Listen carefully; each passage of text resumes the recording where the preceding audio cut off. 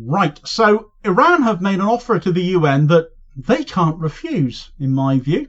And this, I fancy, is no coincidence either, given the election of Donald Trump in the US and the frankly insane line of pro-Israel war hawks he's been putting into his administration when he takes power again in January.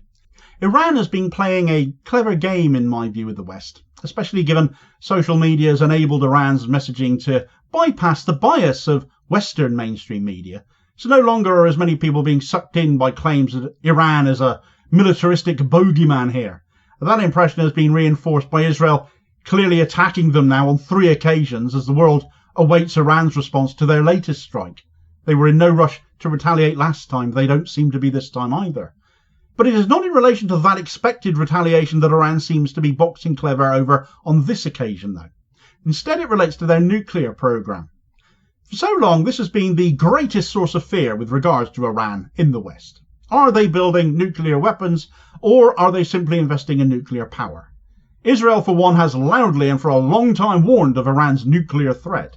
So for Iran to go to the UN now, looking to negotiate with their nuclear watchdog, is unprecedented. But there's a catch.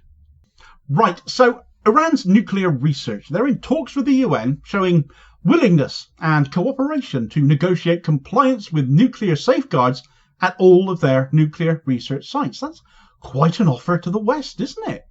Iran have always been reluctant, cagey, unwilling to let the UN, ostensibly seen as far too much of a vehicle for Western powers, to inspect what they are doing by way of nuclear research. And it certainly hasn't been enough for Western leaders, anti-Iran as they mostly are anyway, to simply accept the word of the Iranian Ayatollah that no research into nuclear weapons has been undertaken, despite a fatwa, which is a religious legal ruling, if you like, dating back to the 1990s, issued by the Ayatollah, which expressly banned the research or acquisition of nuclear weapons by Iran.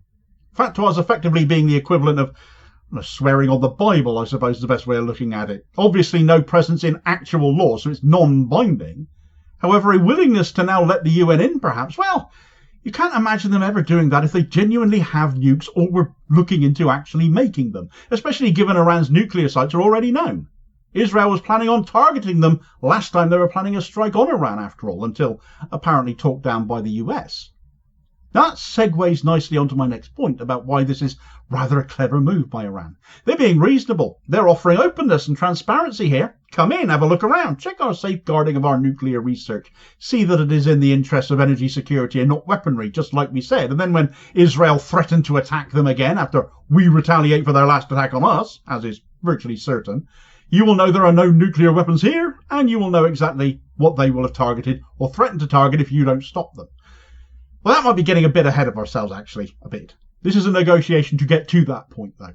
There is years of mistrust on both sides to overcome. But as I said at the start, I think the timing of this is telling with Trump's return in a matter of weeks to the White House. Trump is basically Benjamin Netanyahu's bestie. They were hoping he would win, and he has. And with a horrifying array of pro-Israel maniacs being lined up for key jobs in the next US administration, it's not looking great. So as much as this is about getting Israel to back off by negotiating for their nuclear sites to potentially be checked and verified by the UN, it's also about making sure Trump can't make claims that Iran are investing in nuclear armaments if the UN clearly know otherwise. This is the catch, though. Iran is willing to negotiate with the UN and their atomic watchdog, the International Atomic Energy Agency, the IAEA, as long as they are not entering into negotiations whereby they will come under pressure and intimidation. The ball on that score, according to Iran's Foreign Minister Abbas Araghchi, is in the ball of the EU/E3, as he put it, the 3 nations being pointed to by him being the UK, France and Germany. The UK and German governments are rabidly pro-Israel and anti-Iran. France backing off a bit from its formerly vociferous Israeli support, but still certainly anti-Iran. It's perhaps no surprise then that Araghchi singled them out here. But it is Trump's return to power imminently that is clearly the main issue, though, especially when it comes to those claims of being put under pressure or intimidation, because this is exactly what Trump did last time he was in power, and Iran flipped him the bird over it. Iran have been enriching uranium for domestic use, for use as an energy source. That has always been their claim, at least.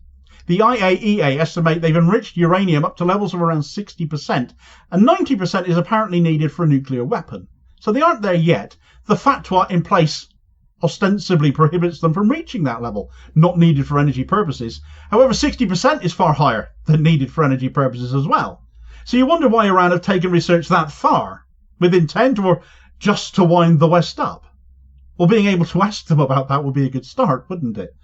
Trump may be one explanation for that, however, because the 2015 nuclear accord between Iran and various other world powers to curb Iran's nuclear research was pulled out of by Trump back in 2018, because the big orange idiot preferred to just dump pressure on Iran, which led them to violate the agreement on enrichment. So hitting 60% is possibly entirely on Trump, but I haven't found a date for when they reached that to make that claim definitively.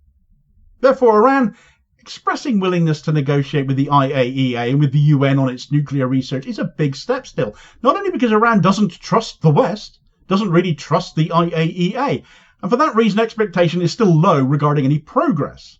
But Iran opened the door here. They're opening the door to some progress. Whether successful or not reflects more positively on them than anyone else, though. And if talks fail, then they can perhaps hang that on the UN. But I suggest it's in Iran's interest to try and make this work. Certainly the IAEA's chief, Rafael Grossi, wants to see some progress here, so it's no good him coming in too heavy-handed either, as this excerpt from Al Arabiya implies. Relations between Tehran and the IAEA have soured over several long-standing issues, including Iran barring the agency's uranium enrichment experts from the country and its failure to explain uranium traces found at undeclared sites. In August, the agency said Iran's production of highly enriched uranium continues, and it has not improved cooperation with it despite a resolution passed by the IAEA Board of Governors in June. Grossi, who has long sought progress with Tehran over its fast-advancing nuclear work, said inspections are just one chapter of our cooperation and cannot be discussed.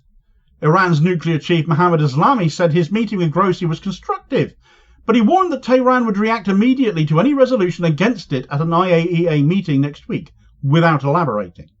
A senior Iranian official told Reuters on Wednesday that Tehran's reaction to a resolution could be to limit diplomatic and technical cooperation with the IAEA. It's a delicate situation, so the last thing anyone wants is Donald Trump getting involved then. So a small window of opportunity between now and January, opened by Iran, could lead to big things. Could see off nonsense claims by Israel or Trump's administration. Would, if successful, really help Iran insofar as claims of self-defense go going forwards. But a failure to reach agreement would, I think, hurt Iran more going forward. So I really hope this is a situation that can be resolved, and that ensures nuclear facilities can never be claimed, whether honestly or dishonestly, as legitimate targets. It's not the first smart diplomatic move we've seen from Iran where it comes to the United States either. A diplomatic move from them just the other week put Genocide Joe between a rock and a hard place, and it was absolutely genius how it panned out. Check out the details of that story in this video recommendation here as your suggested next watch, and I'll hopefully catch you on the next vid. Cheers, folks.